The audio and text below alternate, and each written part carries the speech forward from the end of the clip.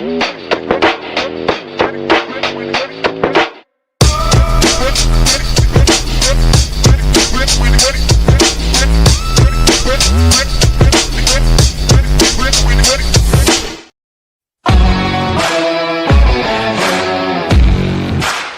tuned into SEC Sunday Night, part of the Chief Sports Network.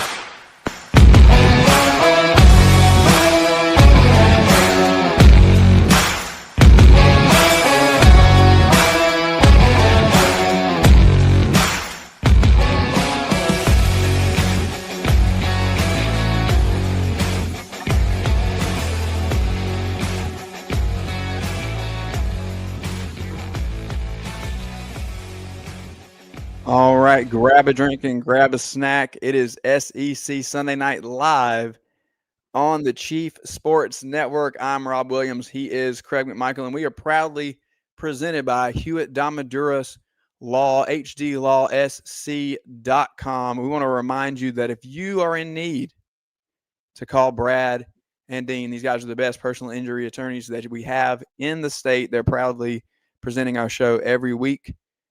And they're big on relationships. They want to personally get to know you and help you. And you're not going to get that corporate lawyer in a box with these guys. They want to be involved with your story.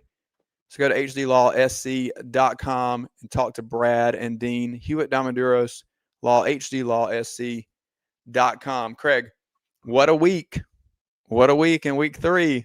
We got some stuff going on. Talk to me. Talk to me. What's going on? Shout out to my guy, Gunner. Shout out to my guy, Gunner. He showed up, all you haters.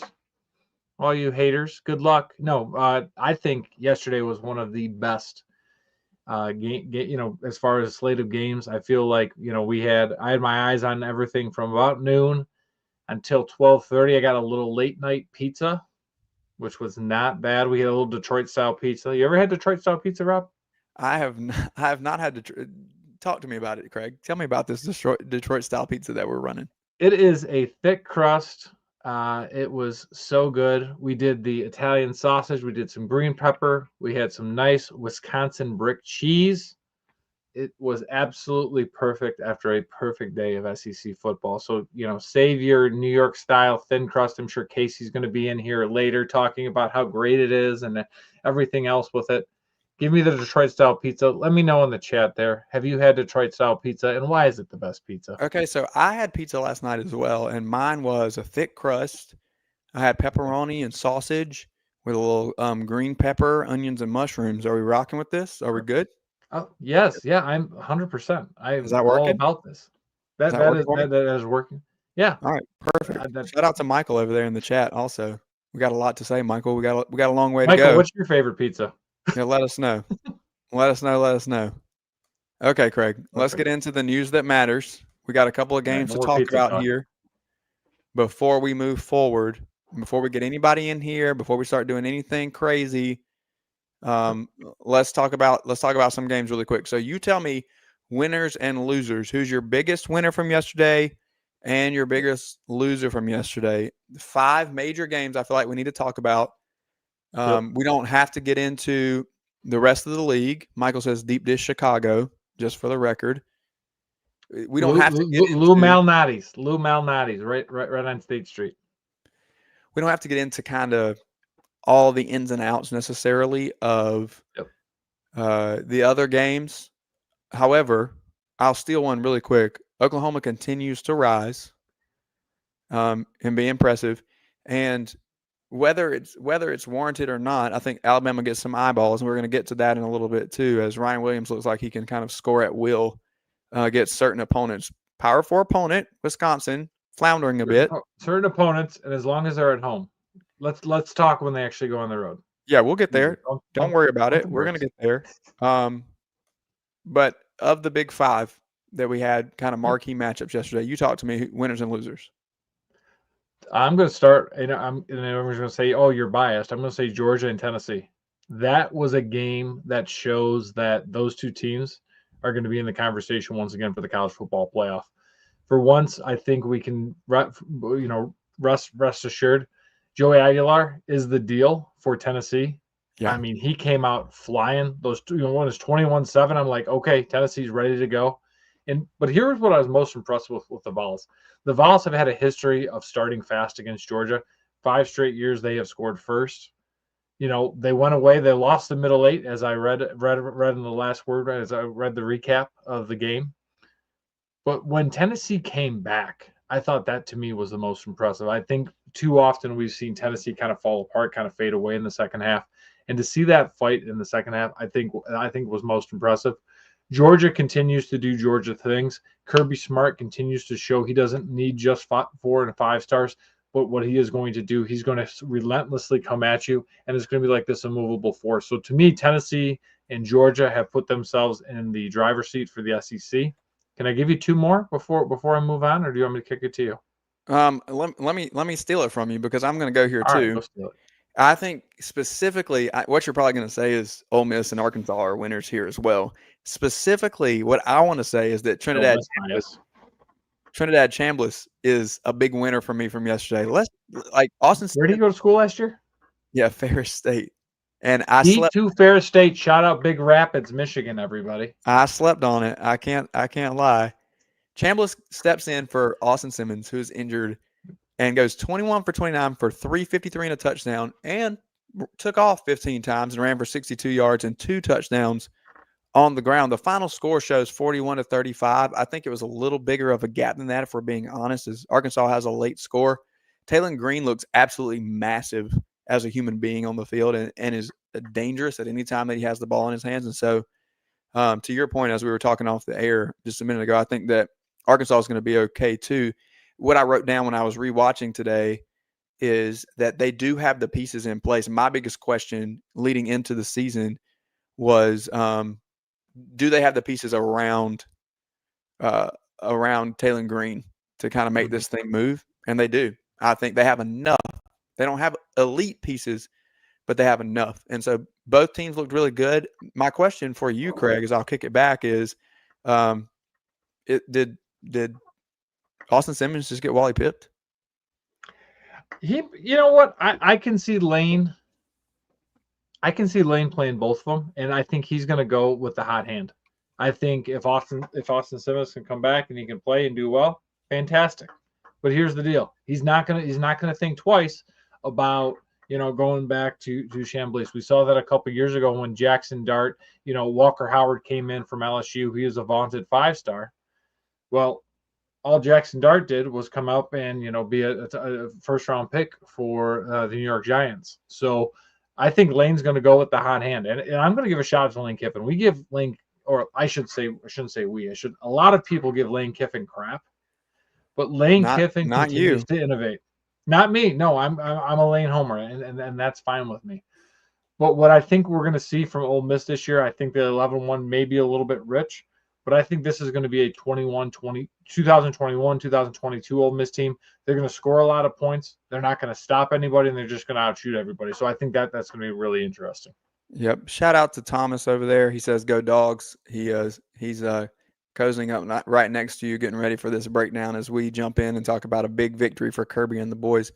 But before we get there, let's talk the biggest losses of the weekend. I'll start and then I'll throw it to you. First of all, on a very serious note, I want to just note condolences and prayers to the family of Brandy Mills, South Carolina superfan, and a big part of the Gamecock community who, it was announced today, has just passed away. And so we, if you're in that Gamecock world, then you know who Brandy was, and you probably saw her tweets in years past and maybe even got the blessing of interacting with her personally, was able to just have that light shine in your life. And so we want to just let her family know that she will be missed, and we're continuing to pray for them. And on the football field, I think that South Carolina falls into this category, unfortunately, for that community as well.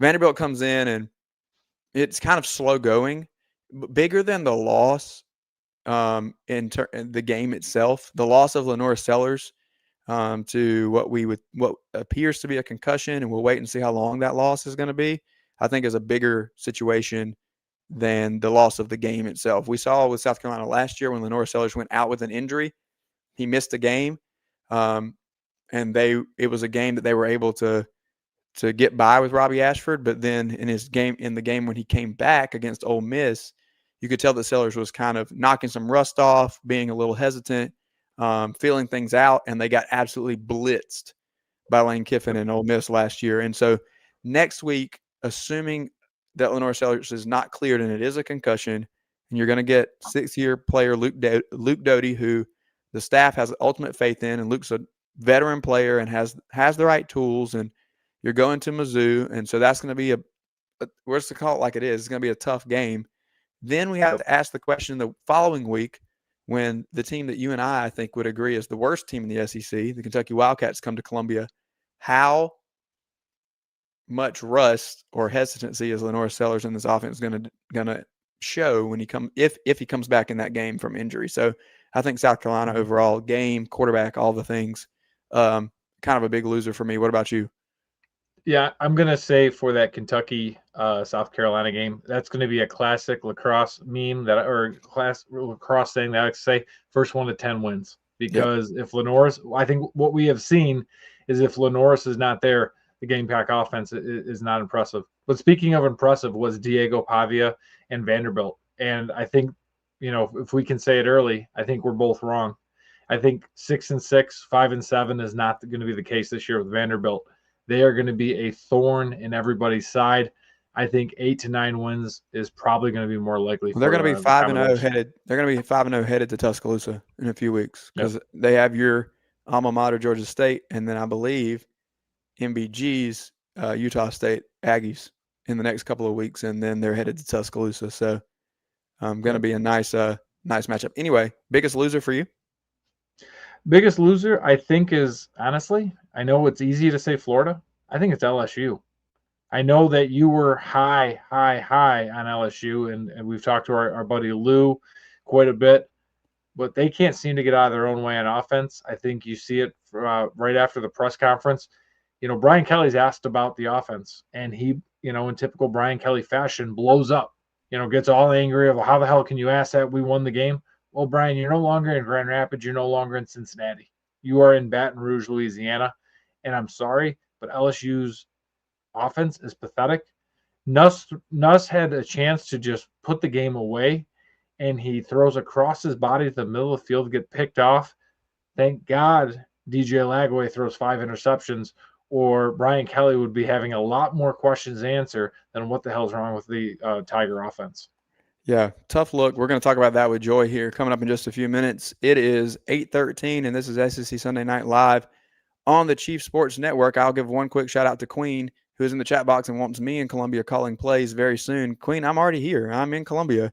Haven't gotten the call from Shane Beamer to call any plays. We're going to be back in just a minute to talk about the Dawgs and the Vols with our friend John, and we'll be back on SEC Sunday night. At TriFit Physical Therapy and Performance, we believe true health and peak performance start with personalized care. Whether you're an athlete recovering from injury or just chasing your next personal best, we're here to guide your journey. With expert coaching, hands-on therapy, and transparent cash-based pricing, you get the care you need without the insurance red tape. One client drove 100 miles just to see us and said it was worth every mile. Contact us at trifitperformance.com or 803-353-5619. TriFit Physical Therapy and Performance, where recovery meets results. When playing sports, you want a coach that will fight for you. At Hewitt Diamaduros Law Firm, we've got your back. Whether it's personal injury, insurance disputes, negligence, or wrongful death, our team delivers exceptional legal services that makes meaningful difference in the lives of the individuals and families we work for. Visit hdlawsc.com. hdlawsc.com. Hewitt Diamaduros, we're on your team.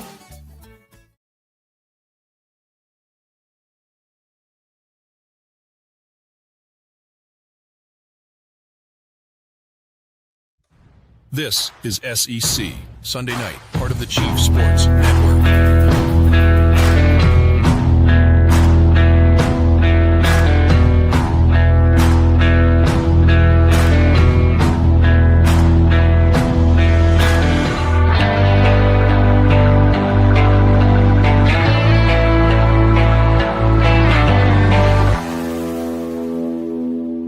Welcome back to SEC Sunday Night Live on the Chief Sports Network every Sunday night at 8. We are back here with our friend John Smith on the TriFit Performance guest line. I'll remind you that TriFit Physical Therapy and Performance in Lexington is your one-stop shop for your performance needs and physical therapy. Mitch is there, and he's the owner, and he is really amazing at what he does. He believes in real health and peak performance, and that start with personalized care. So if you're an athlete or you're bouncing back from injury or you're just pushing for the next personal best, TriFit literally has your back. You got expert coaching and hands-on therapy and no insurance red tape. TriFitPerformance.com to book an appointment today. All right, John, what's going on? How are you? Let's talk about what happened in Knoxville, because we have quite the scene to break down. What a game! Are we serious? Is that really what we got? Front and center, 3:30 game day. Come on now. Yeah, week 3 right out of the gate in SEC play. The environment, the game, Tennessee having fans in the stadium in the fourth quarter. I mean, there's not much more that you could ask for from a college football game. I personally, I died twice, I think, during the game. But separate from the palpitations and the nervousness of being a fan of one of the teams playing in the game, that's what college football is about. Like that kind of game. It's like blow for blow. One team comes out, looks like they're going to run away with it. The other team fights back, and then it looks like they've shut down everything. Georgia fights back. Looks like they shut down everything Tennessee could do. And then Tennessee comes right back, and just, again, just blow for blow. And that's what you want. If you're a college football fan, that's the kind of game that you want to, tell your kids about years from now. But, boy, it does feel good to play in that kind of game and have your team come out on top. Can we ask you what the two palpitation moments were? Well, one was when Gunner let the ball go on 4th and 6. Yep. I have been a longtime believer in Gunner Stockton. I live in Georgia. I've followed Gunner Stockton's high school career. I love this kid. And I've been a longtime believer. But when he let it go on 4th and 6, down by 8, 2.5 minutes left, game on the line, when that ball was in the air, I died once. And then the second one was when Georgia could not stop the run, when Tennessee got the ball back, and just literally ran it right down our throat. I was like, all right, cool. After a couple of those, I thought, you're trying not to get beat. You're trying not to give them the knockout blow. You're trying to, whatever. But then, after they did it 2 or 3 times in a row, I thought, oh, Lord, how is the strip sack not one of the palpitation moments? I rewatched today. Mm-hmm. And made the because we have faith. We don't expect the worst. We're not rooting for the chickens, Rob. At that point in the game, if I'm a Tennessee fan, and we're gonna hear about this from Joy in just a minute. We talked earlier, and she was in the stadium and kind of made the comment about the hesitancy that Vols fans had throughout the whole process. But at that point, with 8 minutes left in the game, you're up 5, you're in plus territory, and you get the strip sack. There has to be, in my mind, I remember watching it live and then again watching back today. I literally said that could do it. Yeah. I think the reason that it wasn't that moment for me is because I had seen what the Georgia defense had done up until that point, right? And so you're in a place where the first quarter in a couple of minutes, I mean, Tennessee is just haymakers. And then from the second, the start of the second quarter, I believe, or somewhere in the second quarter, until about, whatever it was, 10 seconds left in the third quarter when they hit that 56-yard touchdown on Daniel Harris, Tennessee had 57 yards on 20 plays, and so you're looking at it and you're like, and so, you think at that point, you do think you're like, all right, well, we got a chance here to get another stop, get back in the game. That's why, with 8 minutes left in that kind of game, when your defense has been playing like it has been up until that point, you kind of feel pretty good. But boy, Yeah, I may have died at that point too. I don't know. I really can't. You know, there's a number of times that I go back. I went back and rewatched it today, and I'm like, man, I may have blacked out in that moment. I just completely missed some of this. You just went up and got a beverage. You were making sure you were okay. You may have had to hunker down a little bit. I was hunkering down for sure. And I was I was under the weather. And so you know, when I was a kid, my great granddad used to give me moonshine and honey. For, you know, when I was sick, that was like his cough medicine, which my mom didn't necessarily love him giving me. But you know, I thought, hey, I don't feel well. I mean, I got whiskey in here, so I mean, this cough syrup. So that was my excuse to hunker down. No. Listen, that's what you needed. If there was like one concern out of Georgia yesterday, you know, they won that middle eight. You know, Rob and I love to talk about the middle eight, kind of that going into halftime, coming out of halftime. It was the fact that we kept going with field goals, and that was like one of the things that, like, as I was writing the story, kind of putting it down, it was like, in this game especially, field goals are not going to work. You need touchdowns. You know, Tennessee continued to show. Chris Brazel from Tennessee had 177 yards, like six receptions. I felt like every time that Aguilar threw it up to him, he was beating a Georgia defender and then walking in the end zone. And it was like, that was one frustration point. But, you know, I thought Gunner did a really good job. He had a lot of pressure on him. There were a lot of times he had a guy in his face or at his knees, and he was still kind of continuing drives, completing those passes. So to me, that was impressive. I would like us to see finish more drives as we go forward. Yeah, and Kirby talked about that in his press conference after the game. He said, you know, I thought the offense, I thought we had a good game plan. I thought, you know, we executed. And then he said, except for, you know, those two drives, he said, where I felt like we had an opportunity, you know, to really kind of put the game out of reach, and we ended up settling for field goals. And I'll tell you a little anecdote. I was lucky enough to get to go to one of the scrimmages, one of the fall scrimmages at Georgia in Sanford Stadium this summer. And Kirby, there's a time when it was 3rd and 2, and the defensive line just completely, you know, blew up the offense. They were trying to run the ball, and, you know, Kirby gets on the mic and he says, you know, I won't use all of his colorful language that he used in that moment, but he said, needed 2 yards, couldn't even get one. And then he said, I hate kicking effing field goals on the microphone as loud as he could in Sanford Stadium. And so that's Kirby, right? Like he doesn't like kicking field goals. And so I think he absolutely would agree with your assessment, Craig. For sure. What did we learn yesterday about these two teams, if anything? You know, the thing that sticks out to me, and Craig said this earlier, is that maybe these two teams are the top two teams in the SEC. Like, did Tennessee really lose yesterday? They lost the game, but is there a chance that we see, John, in your opinion, these two teams matching up again in Atlanta at the end of the year? You know, I will say this. It feels like a good lean to stick your neck out and say that.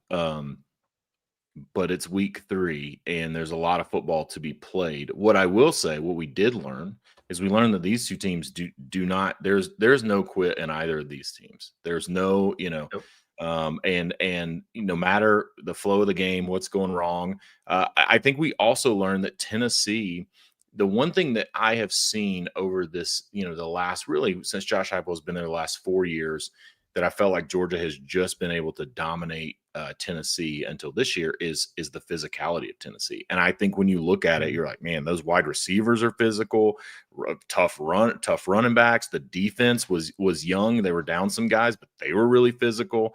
And of course, Georgia is always going to, you know, try to have a physical identity. So I think that is a huge thing that we learned about Tennessee, at least. And I do think the SEC is still a physical league. I think if you're going to play in Atlanta, you got to be a physical football team. So I think that gives both of these teams an edge. But I would say for my money, I do think that these are the two best teams in the SEC right now. But you know, you got Alabama coming up, so we'll see. We'll see. What do you have to worry about with Alabama? It's on the tee for you. When Alabama, you know, on the tee for you, Craig. Courtney, it'll be fine. It'll be great. You know, as long as, listen, we can have a blackout for Sanford, but can we just make sure we don't wear black uniforms? Because I don't want that again. Please listen. I will say this about Tennessee before we move on the conversation.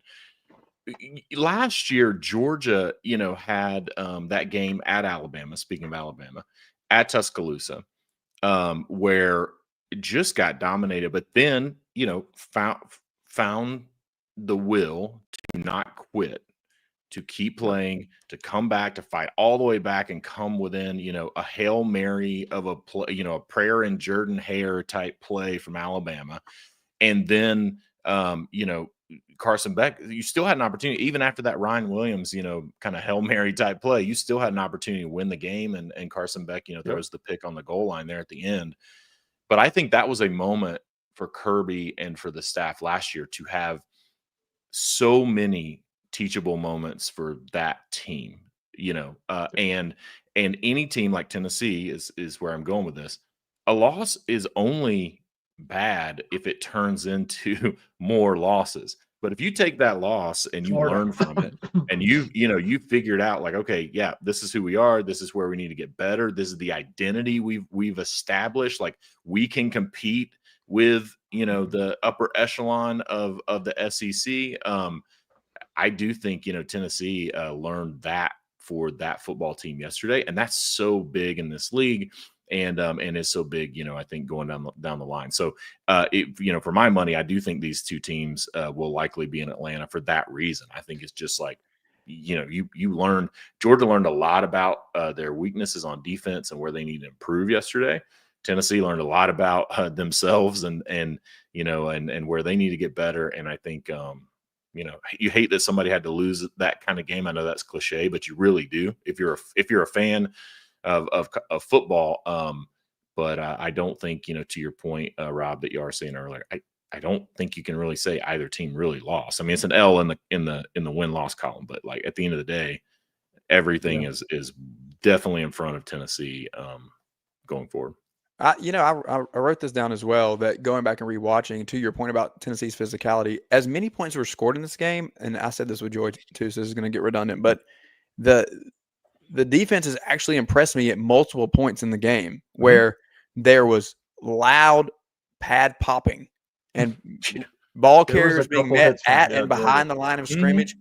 The level of hitting that's happening in this game is what we identify with the SEC, traditionally speaking. And that just doesn't necessarily line up with maybe what the score tells us at the end. But man, like if we just look at it, it was Tennessee is bringing the wood, and like you said, down a couple guys, they get those corners back. It's gonna be really interesting to see what type of defense they're putting on the field. Yeah, I think what you're seeing, right, is this slobber knocking football, right? Like in the 90s, that's what we called it. It's slobber knocking football, but you're coupling that with very, very good athletes on the field. And so when that's the case, when you're running pressure, when you're really, kind of trying to tee off on somebody, there are times where you're gonna get beat. There are times where that's gonna turn into an explosive play. And I think that's what we're seeing in the SEC at least. But I will say if you look across the league, a lot of folks have said, is the SEC down because of the scoreboard, because of the scores that have been scored? And I don't think so. I think there's a lot more parity, and I think there's also teams like Georgia and Tennessee that can win in a number of ways. They can win a 20-17 game, or they can win a 41-38 game, a 44-41 game. So I think that's what we're learning about this league. Well, and I think it's interesting, Ross Dellinger keeps putting out, what are the conference versus conference records? The SEC is 10-2 right now. Everybody else is 500 or worse. Yet, this is where you go eye test versus data. The data says one thing, but my gut and the eye test says, well, there's no dominant SEC team. We're used to Georgia dominating. We're used to Alabama dominating. Oh, that makes me still makes my skin crawl. But like, there is no dominant team. Georgia has some flaws. Tennessee was that first team they played. Alabama has looked good at home against our sisters of the poor, but they've looked a little rough on the road. LSU is still trying to find themselves an offense. Oklahoma has a killer defense, but I still think we have questions about John Mateer. Is he really the guy?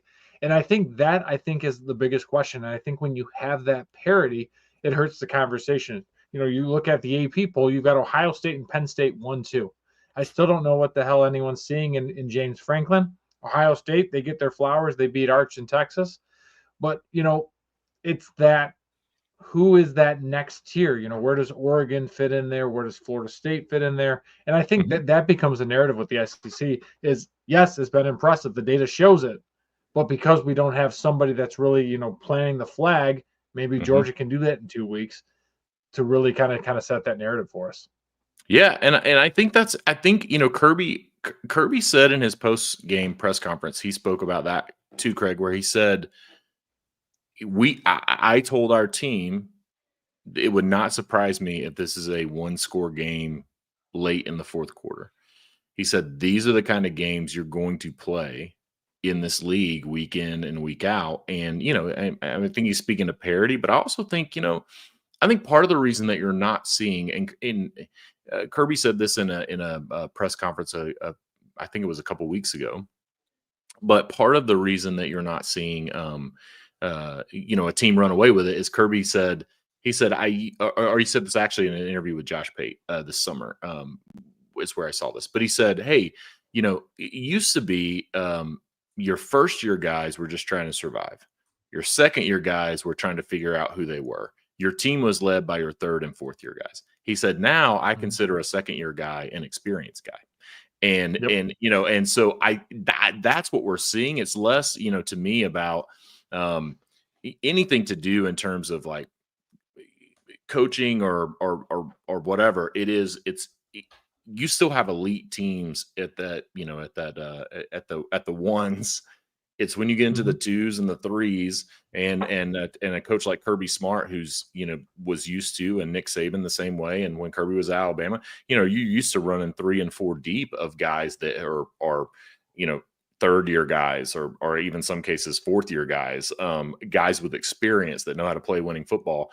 And that's why I think we don't see a team that you look at and you say that team is the dominant team. I think it is like Georgia's been dealing with. We saw it where we start for game one, we started the true freshman at right guard, and then he gets hurt, and then all of a sudden we're playing another true freshman over there. It's like you're playing a second year guy at tackle, and it's like, that's I think more to do with it than anything related to coaching or anything like that. John, before we get you out of here, I want to give you a chance to just let us know how we can check out Speakeasy Sports and what's going on with you guys over there. There are a couple teams we didn't mention here. Obviously, Craig is not going to give any attention to Texas A&M, but a big win for them against Notre Dame. First 0-2 team, it's still ranked in the poll since like the early 1900s. Notre Dame hangs on. I know this is an SEC show, but we've got some interesting things going on over there. I know that you guys are going to give a good look at what's going on in the world of sports anyway. So tell us where and how we can check out Speakeasy. Yeah, you can check out Speakeasy Sports. You can go to speakeasysports.com. You can subscribe to newsletter. We're on YouTube as well at Speakeasy Sports, Instagram, Twitter, the normal places. If you're a Georgia fan, you can join the Dawgs Social Club. So we have our own site and community where we do live game day threads. We had people were posting about they were pulling out the high proof bourbon during the game because they needed something a little stronger. It was a good time in there. But yeah, that's where you can check us out. And I'll say this, I will say this. I am a firm believer, and I know why we do it. I know it's, I know it's tradition and it's TV ratings and all these things. We should not, the first poll of the year should come out October the 1st. The first poll of college football should come out after a full month.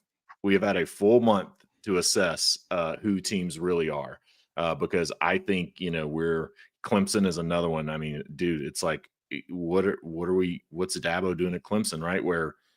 But these are teams that they show up and all of a sudden it's like, oh, they're a top 10 team. And the problem, I'll come on your show and we'll talk about it some other time. The problem is College Football Playoff Committee, if you go back and look historically, their first college football playoff rankings they release every year, is pretty close to the AP poll.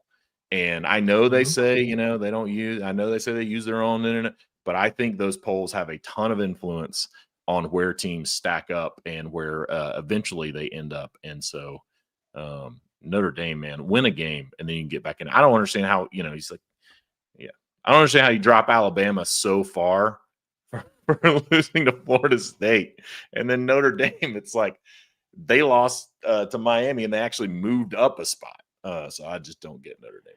Yeah, absolutely. Well, thanks a lot for the Georgia conversation, but we appreciate your knowledge kind of all around, and we want to make sure everybody is tuned in. If you want to follow John Smith, you can go to @JohnTweetSports and also follow Speakeasy Sports as well. John, thanks a lot for coming on. And if you're not following these guys, like, subscribe, follow these guys.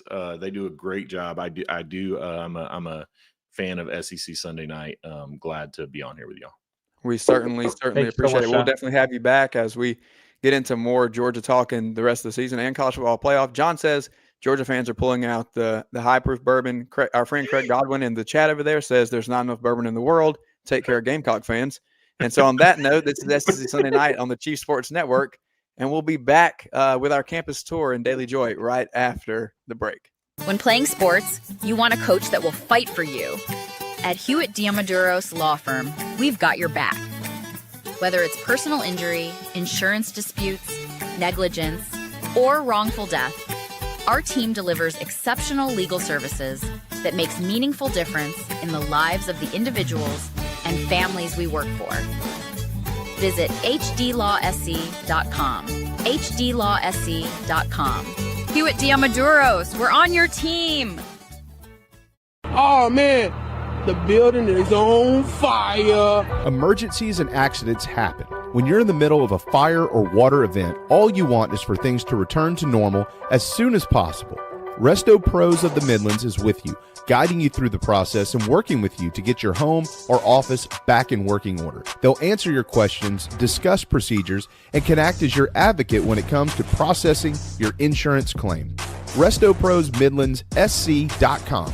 Open 24/7 when you need them. Quality that is guaranteed.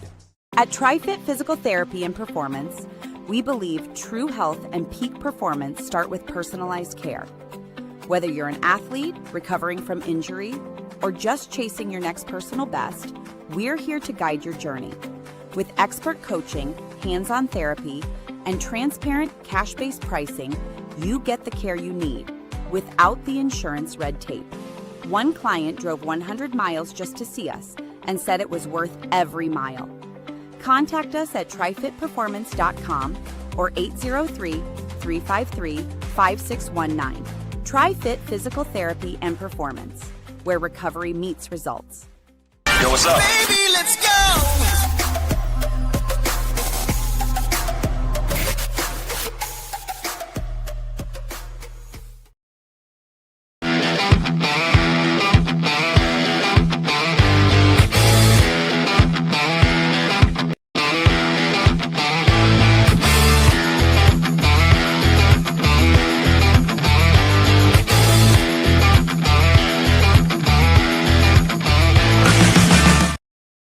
All right, welcome back to SEC Sunday Night live on the Chief Sports Network. We have Dailey Joy with us as always. Joy, welcome in. I like your hat.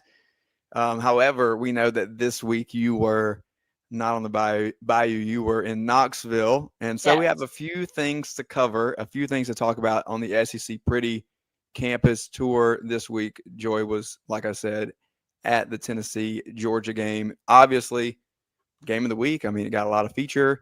College Game Day is there, but it lived up to the hype, Joy. So talk to us a little bit, first of all, about what's leading up to, and then your experience in Neyland across the entirety of the game. Yeah, no doubt. Exactly what I anticipated from Tennessee. I had been to a Tennessee game before, but they were playing UT Martin, and I wanted to give Tennessee the opportunity to really show me what their game day experience was like, and what better opponent to do that with than Georgia. Obviously got out there super early. We were tailgating with a ton of Tennessee fans. I will say that the banter back and forth between Georgia and Tennessee fans was insanely respectful. Obviously, being an LSU fan, I deal with Tennessee baseball fans pretty frequently, and they are anything but nice to us. It was the complete opposite, and I don't know if it's because there's just so much respect there. At the end of the day, I think Tennessee fans kind of feel like Georgia does own them a little bit at this point in time. And so, yeah, super respectful, but like big time game day environment, just what you would anticipate in the SEC.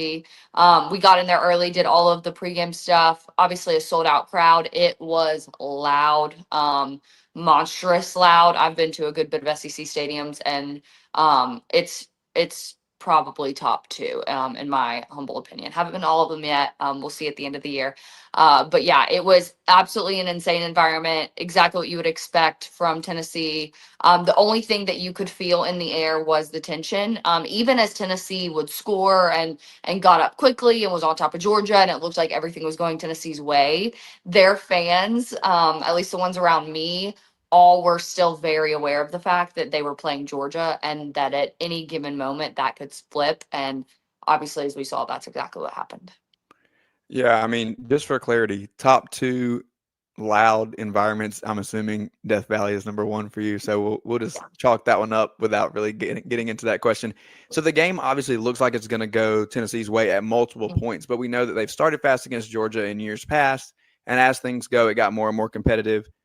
Talk to me a little bit about from the missed kick at the end of regulation through the end of overtime. What was the vibe in the stadium, and then kind of leaving and just around Knoxville as you're walking to your tailgate or walking to your car? What are people saying, and how could you feel the air actually come out? Oh, yeah, no doubt about it. I think as soon as he missed the field goal, I think Tennessee fans knew it was over. I think that they kind of felt like that was their opportunity, which if you have been a college football fan for a long enough time, you've experienced that, you know what that's like. And so I think they kind of felt like they had their opportunity and then they squandered their opportunity. And so going into overtime, there wasn't a lot of confidence that they were going to take care of what needed to be taken care of. There was the idea that it was Georgia, and Georgia just has their number.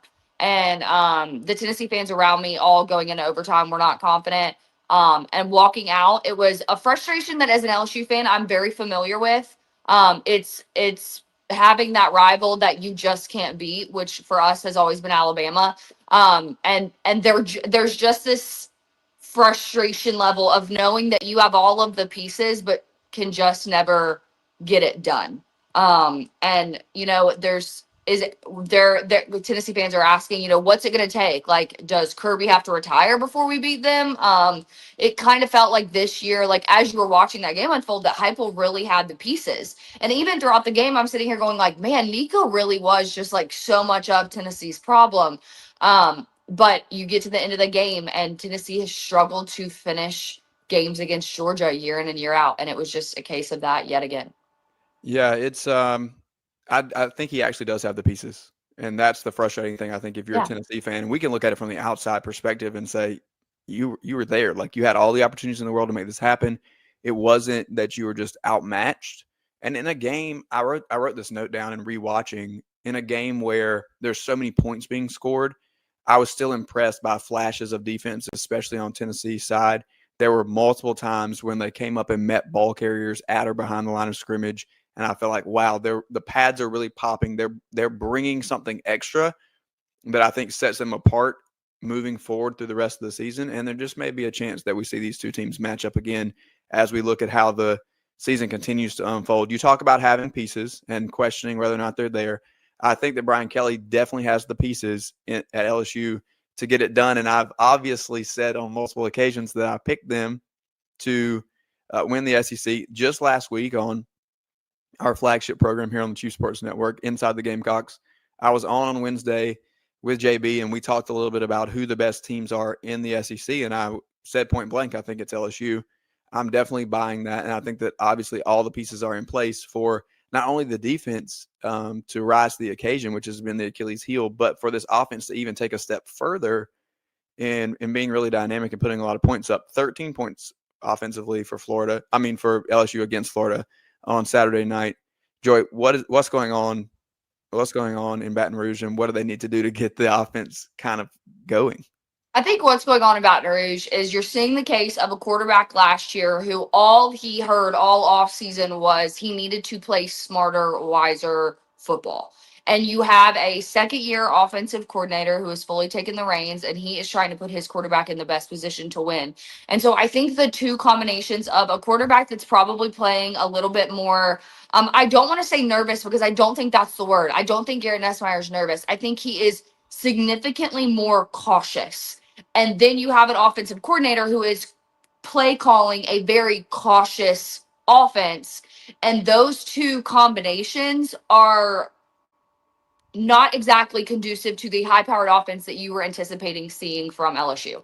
I have never liked Joe Sloan. I didn't like him last year. That continues to be the case. I do not like his play calling. I don't think it's conducive to any kind of offensive success for LSU. And at the same time, I think Garrett Nussmeier is trying so hard to not make mistakes that the looseness that you were used to seeing him playing with last year is not there. It's not a talent issue. You just said it. Like, the pieces are there on both sides of the ball, in every position, I think, except offensive coordinator.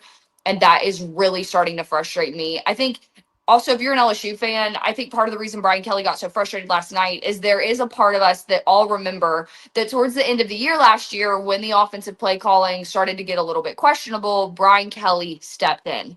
And at that point, we all felt like it was too little too late. And we're sitting here now going, okay, I understand that we're 3-0. The sky is not falling. Like, we're fine. But there is this idea in all of our minds is, are you going to do the too little too late thing again? Are you going to wait and let Joe Sloan learn? At some point, like Brian Kelly has said it himself, like, there are expectations that our university has that have to be met.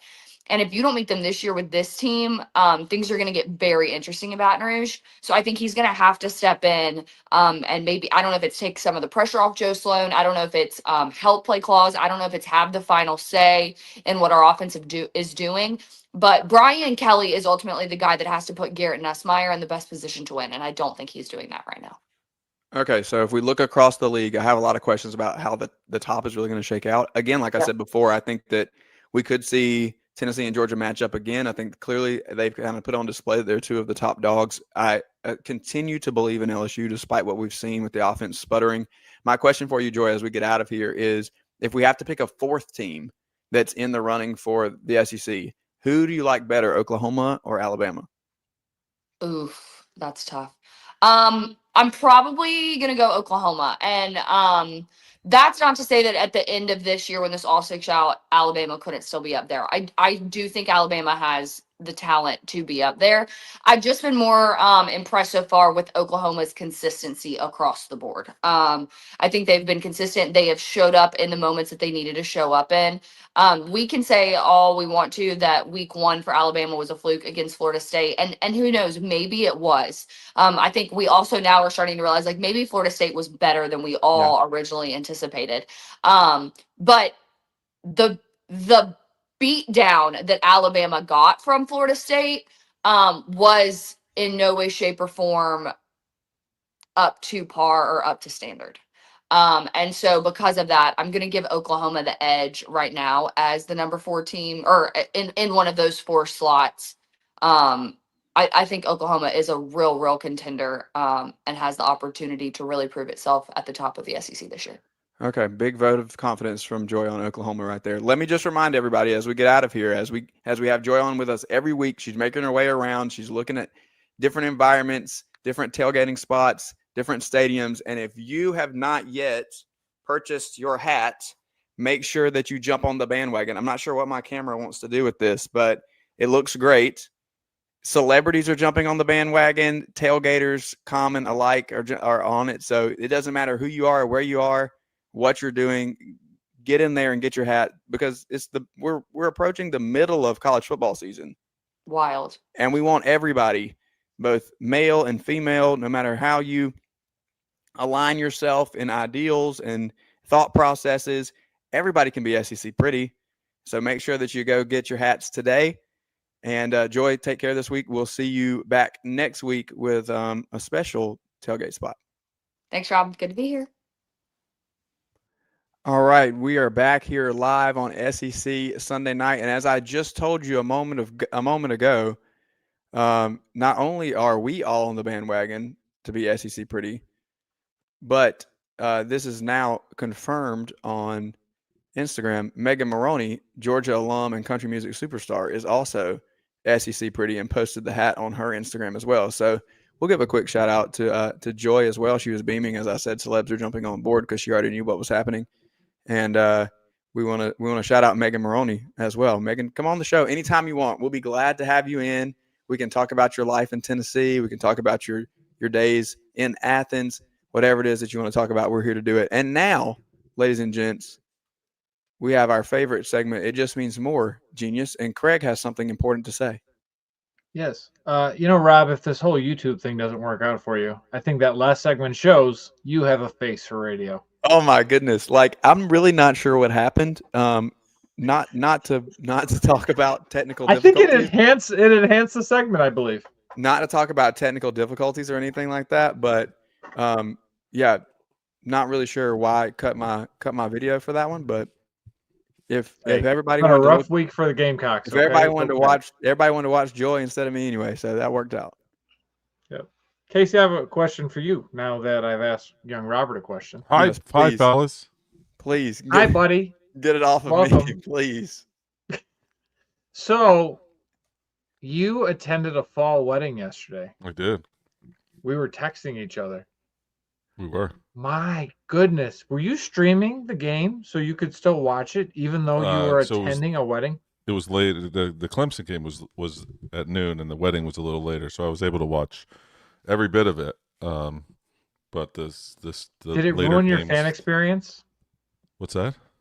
Did it ruin your fan experience because you had to watch it on your phone versus watching it on your TV or live? I'll be honest, Craig. I had about 15 beers in the first half, so my watching experience was just fine.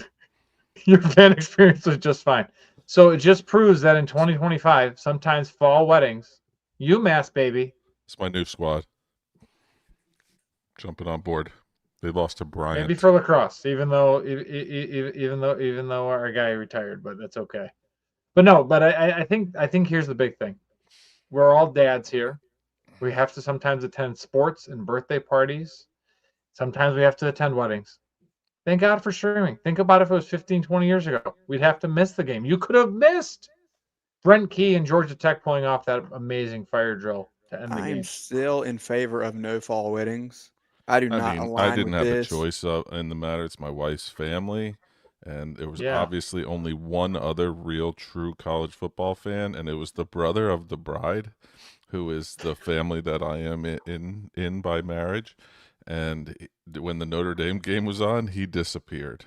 There was no TVs at this venue. It was a beautiful venue in northwestern Virginia, and he had phones going, and I was getting a cookie at one point during the dessert section. He walks over to me, and he's like, 24-14, can't talk, gotta go back. Good to see you. And like walked away. So it was awesome. It was a good fan experience for me, I think. I didn't know you were related to 5'0". No. He's the only, literally Mark Wade is his name. He's the only Notre Dame fan I actually like. Oh, okay. That's fair. There you go. Craig, also, we can sort of appreciate your background. Let us know in the chat box. I don't know what you're talking about. If you're in the chat box, I know that there's a ton of Gamecock flavor over there. Shout out to our friends. It's not Gunner anymore, is it? Shout out to our friends in the chat box. If you have thoughts on Craig's background, please feel free to. I've enjoyed being on Sheesh. Chime in. I guess, maybe I poked too much. Hey, Michael, I did not melt. Casey, you're probably taking my spot. Misery loves company. All right, Casey, I've got some that you've seen and some that you haven't seen. So just play along. We'll start with the Dawgs, since that's where we were before. Yeah. Take it away. So our friend God Turley 3 says loss is squarely on Kirby. Point fingers wherever you want. This team is poorly coached and has been for over a year, and he hasn't made a single change. But I have a question for you, Rob. I know I was at the fall wedding, but didn't Georgia win? Yeah, they did. I think this tweet was maybe this post a little on the board was a little premature. A little premature action. It's probably before Gunner made the nice 4th and 8 call. And I'm going to be honest. I was texting with Rob, as I was doing the write up.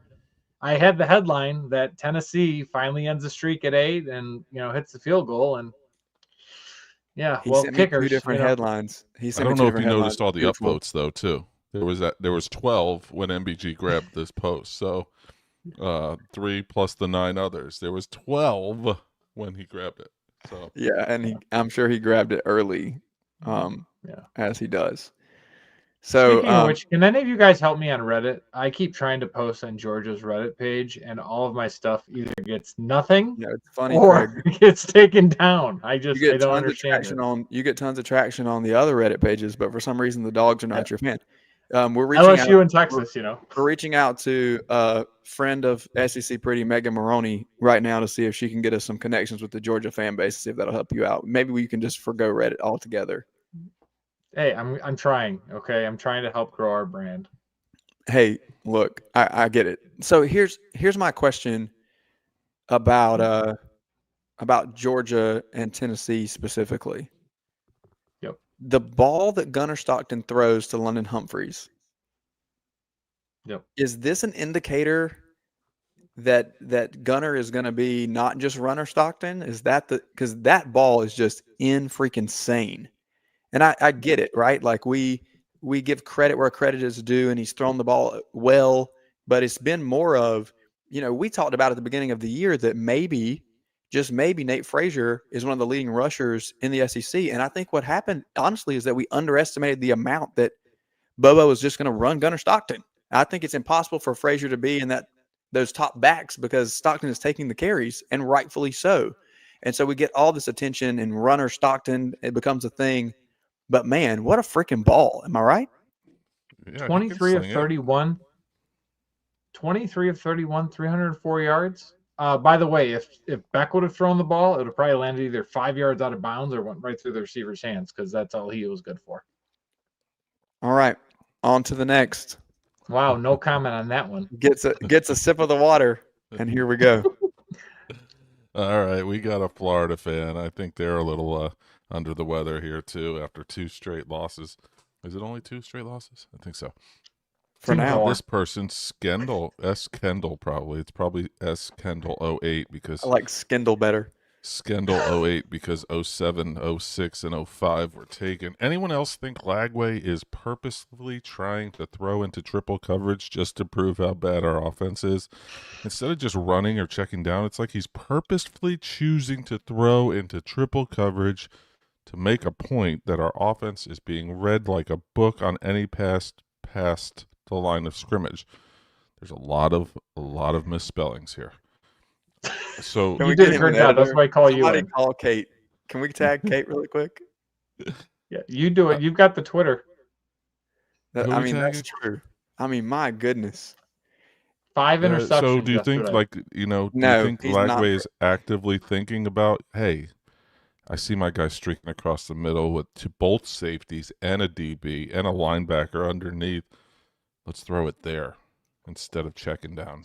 What do you guys think? I'm going to go with, how about no? That is not what he's doing.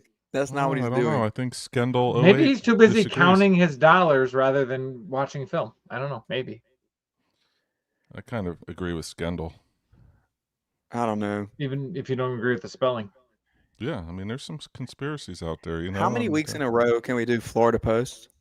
I know. I've been searching for somebody else, and I, because of the Clemson thing yesterday, I didn't look in Carolina stuff, so I was taking it easy on my good friend Rob. I found one. Rob vetoed me. I had a good one, but Rob vetoed that one because then we both would have been fired. Sorry, no, JB. I don't have Sorry, a problem. JC. We just had enough. We had enough. You already sent me 3, so I feel like that was enough with our banter and our back and forth and whatnot. But I do what have I'm a excited question. about, Craig, to be honest with you, is who's Tell going to me. be the meltdown this week on the MBG show. I'm truly not sure. Well, I have we a have good a pretty idea. good we have a pretty good candidate next. But before we go to that next candidate, I do have a question we do. about Florida. Why is game day going to Miami? And let's be honest. You have Napier versus Cristobal. It seems, and I will stress, seems like Miami should throttle Florida with what they did to USF. But I also know Transitive Mario property. sometimes is going to Cristobal. So, like, I'm so curious, but, like, is that really the best game day? Is that the best game? Why aren't you in Norman for Auburn and Oklahoma? I thought the ESPN had SEC bias. Where is the SEC bias, ESPN? Somebody said they should be in Salt Lake City. I don't know what that game is, but Texas Tech and Utah. Utah, okay. Not a bad one. You know, you said earlier, Craig, we still have reservations about John Mateer. I don't know that I do. I think if I'm picking my I was wrong moment of the week, that's it. My reservations and hesitations about John Mateer in the offseason, I think were a little unfounded, and I should have had a little more faith. I think we got to pump the brakes a little bit on Oklahoma only because I'm pumping them slightly. Who's their running back? Slightly. Well, it should be Jaden Ott, but he's been. But we don't know. We talked to the Sooner Smiths last week, and they told us that, you know, he was a little banged up, and we weren't sure. And could we get him going? Right now, it's John Mateer. Absolutely, and at some point, he's going to get knocked out. Don't jinx him. So here's my biggest question. That's a fact. Into that game. I get it. I understand. But here's my biggest question going into Norman next week. I think Oklahoma showed against Michigan that their run defense is legit. Their run fits are on point.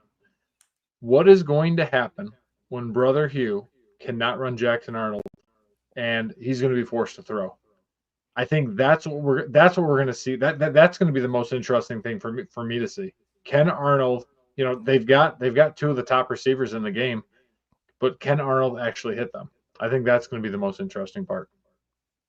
Yeah, Michael makes a good point. If South Carolina has an opposite result yesterday against Vanderbilt, you could have made the argument for game day in Columbia, Missouri as well, with a ranked matchup there. Missouri continuing to look like they're kind of quietly climbing the polls.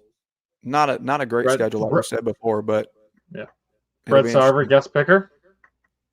Yeah, for sure. That's definitely who they would call. That'd be fun. All right, Casey, I hope you brought your readers because here's the meltdown, and Craig sent us a few who picked here. Who picked this thing? Who picked that? Do not rip on my boy. So, it's funny that you sent it to me. I did. We had Texas was down 14-3 at halftime, so we got four of these from the University of Texas, Inside Texas message board, the On3 site.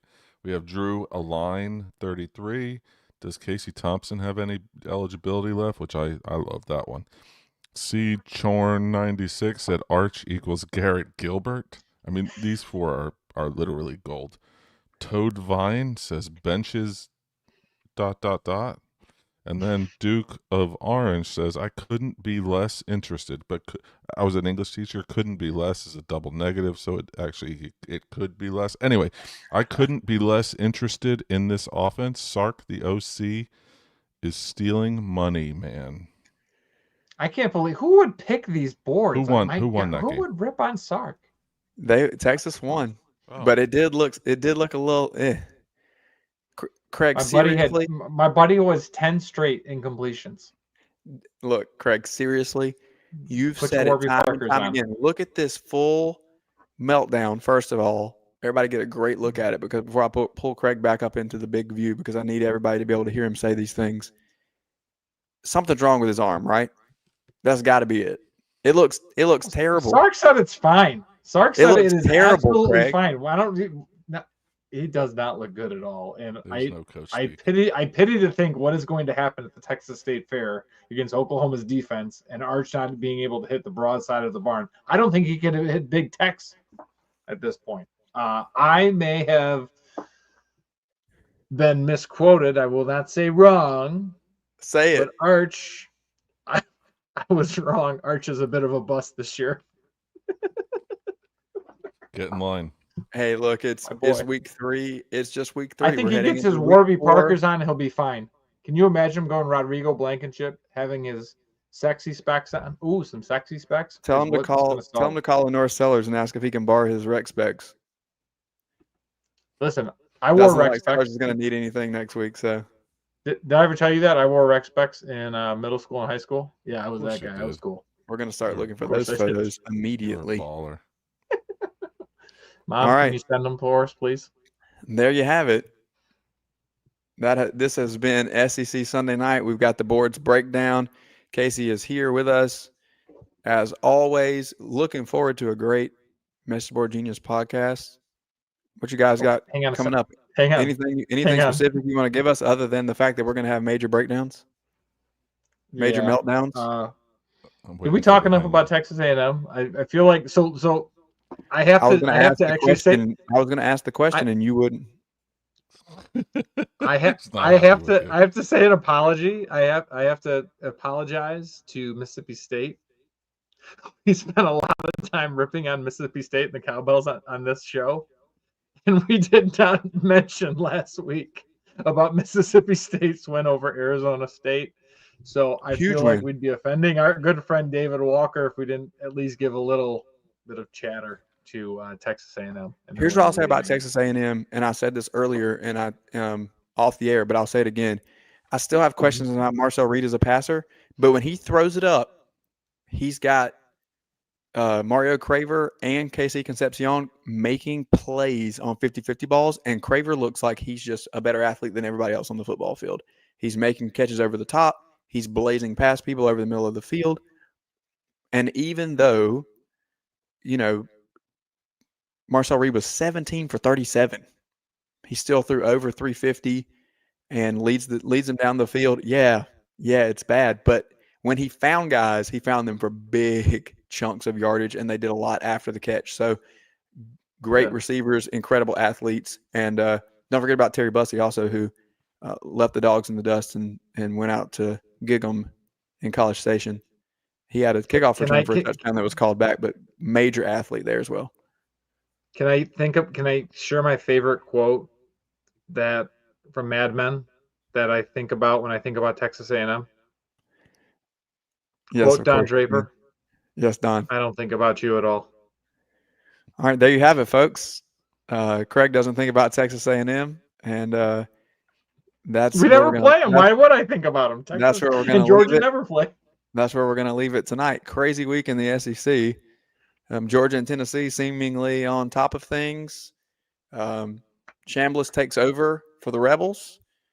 LSU sputters, but Lagway's 5 picks are really the story of the game. Shout out to John Tweet Sports, John Smith, our friend, Speakeasy Sports, for being on with us. Shout out always to Dailey Joy for the campus tour, and she was coming from Knoxville this week. Of course, a shout out to our great friend Casey with the Message Board Genius podcast. I never let you answer your question. We're just going to continue on like that. When I asked you what y'all had coming up, just go listen to Message Board Genius podcast. It's going to be great as always, and they're going to make you laugh over and over and over again. So make sure that you check that out and tune in for every meltdown and more. And shout out to our new friend Megan Maroney. We'll see you. We'll see you when we see you, Meg. This has been SEC Sunday Night live on the Chief Sports Network. I'm Rob Williams. He is Craig McMichael. We'll see you next time. Go game.